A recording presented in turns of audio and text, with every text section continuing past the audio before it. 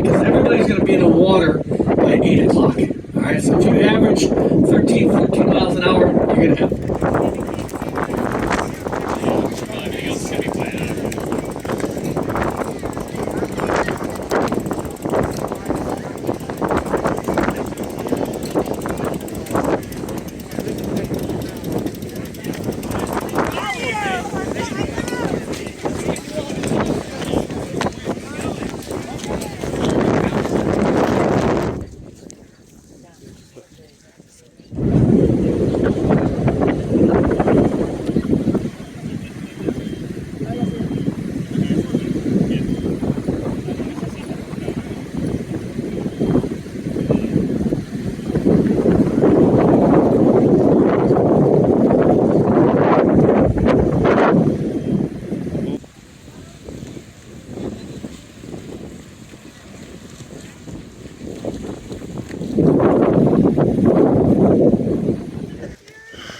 So I just finished a quick practice swim.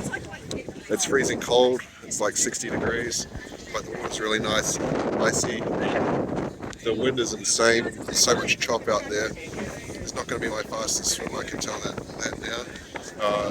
And you can get thrown around by the waves, especially further out, but it's not going to be my worst swim either. It just really depends what this storm is going to look like in the morning. So I'm done now, I'm going to get some food, hang out at the hotel and have some dinner and go to bed early.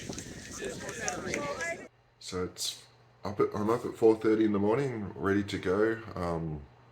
Just been having my breakfast. As you can see, tested the HRV and it's surprisingly low. I don't feel too bad this morning.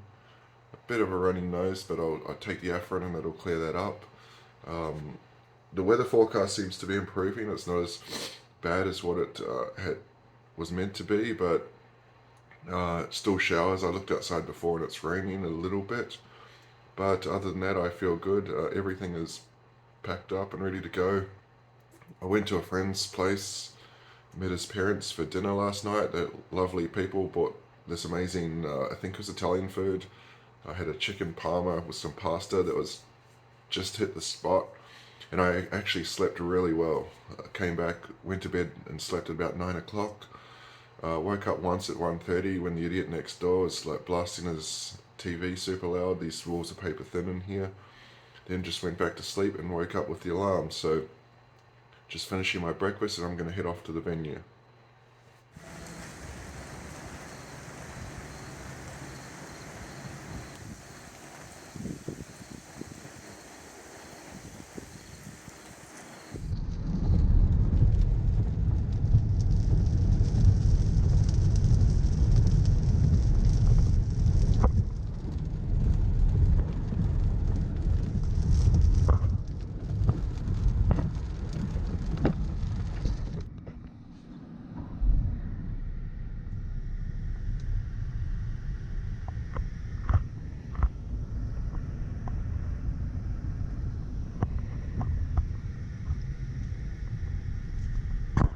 So I have arrived. It's pretty cold and it's very windy. I've heard people talking in the parking lot saying that the swim has been shortened. I don't know anything about that yet. I kind of hope not. I don't want to, like you can probably maybe hear I'm a bit shivery. I don't want to get cold, wet and cold for no reason. Especially if they cut it short and it's like swim for 100 or 500 meters and get out. It's a waste of time. So now I'm just going to my bike. Fingers crossed that my tyres are still pumped up properly. I don't have to do anything, just unpack my bags.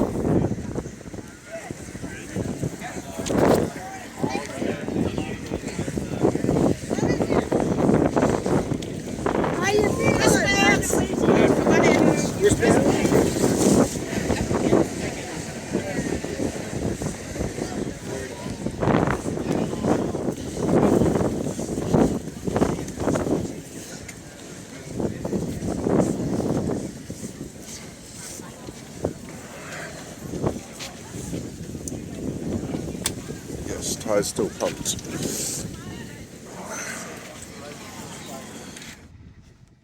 So, some initial post-race thoughts as I just sit in my car with the heater running to try and avoid hypothermia.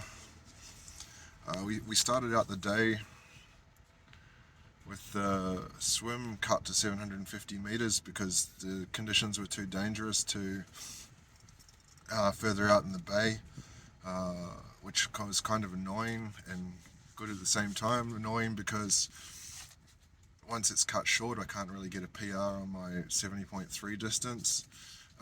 Good because swim's my weak leg, and so I had a better chance of getting an overall position because my swim and bike is much stronger than my run.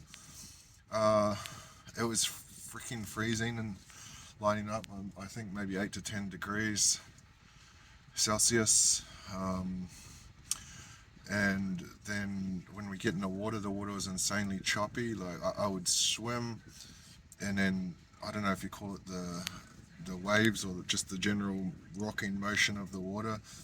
I would stroke, see a buoy, stroke again, and suddenly the buoy's 4 or 5 meters to my right, because the wave just picks you up and dumps you somewhere else. And so I quickly realized that you have to sort of swim down them and basically swim with it. And I was pretty happy. 15 minutes was the swim time, which is a bit not too far off my pool swim time. Then out onto the bike, I took the risk of going with a disc wheel, and everybody was saying it was a stupid idea. 5 minutes in, I thought it was a stupid idea because there's two really exposed bridges that just blew me all over the place. But once you get past that, I think I had a huge advantage. I had a pretty solid bike split, 2 hours and 29 minutes for the 90 kilometers, which I'm pretty happy with. It's an out and back, a 2-loop out and back, so going out is kind of slight uphill, 2 to 3% gradient, I'm guessing, so you get that on the way back. So I powered through the bike. By that stage, the weather was horrendous. It was like this little piercing, icy drops just hammering into you constantly, and a non-stop crosswind coming from the side. Out onto the run, I actually ran the first 10 Ks in 44 minutes, which was one of my better run splits. And I started to think, hey, I'm going to get a 70.3 World's Roll Down slot here. And then bam, my ankle completely blew out. The similar thing to what I had I've been having in training, but I haven't had it in training for about 2 weeks now. I tried to run on and it just made it much worse. So I was about 3 kilometers from the medical tent, so I hobbled the 3 kilometers. The medical tent strapped me up, said that the compression should warm it up and it might be okay to keep running. So I tried, and I couldn't put any weight on it. The wind was howling. It was just an utterly miserable day, but I've never DNF'd a race in my life, so I just started hobbling. Then I started trying to run again, but it just seemed to be getting worse, creeping up my leg, and it got to the point where I thought, the swim's been cut short, my run is ruined, I'm not going to gain anything by trying to push through this pain. And also I don't want to do any serious damage, so I ended up walking the second half of the run, which was a total write-off in the end. My day was a total write-off. Obviously wasn't going to get a PR on the run, wasn't going to get a 70.3 PR, so basically my thinking was all about preservation. I've got a huge block coming up for Ultraman in February, and I want to be fit to start the block, but this is possibly one of the worst. My initial thought is it's one of the worst injuries that I've had. I think it's going to need a cortisone injection at the bare minimum. I could not put any weight on it, and I'm still limping and hobbling now. It's quite uncomfortable. I'm going to go home and put some ice on it. It's thundering down with rain at the moment. You can kind of see on the windows. I've got to drive about 2.5, 3 hours back to Philly in this traffic. But yeah, as I say, my initial thoughts is this is quite a serious injury. I've never had anything like this before. Like you get niggles and you kind of think, oh, I'll just rest it and ice it and it'll be better. But this feels like something is very wrong.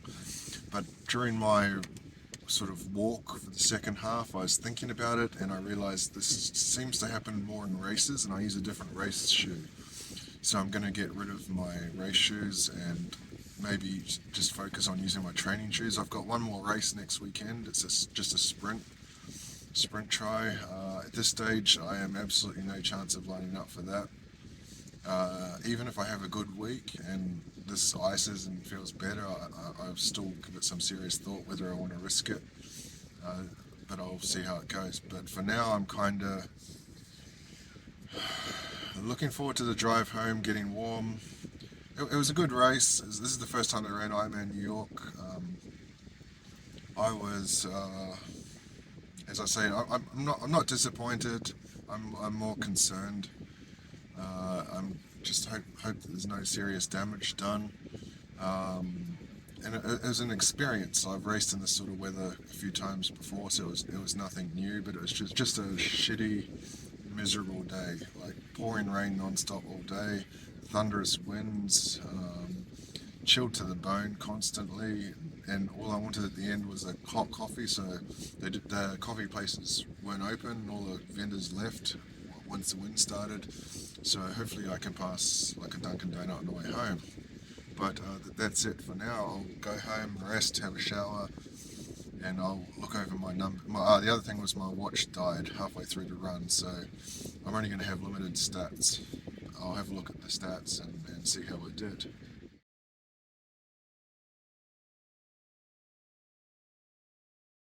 Bought the road dyno plugs and still wouldn't hold about 60 psi without spinning sealant. I know I can pull the tire and patch on the inside, but I've always struggled with the sealant making a mess when I pull tires on the gravel bike. How do I pull a tire with sealant in it? Can I reuse and reinstall the tire?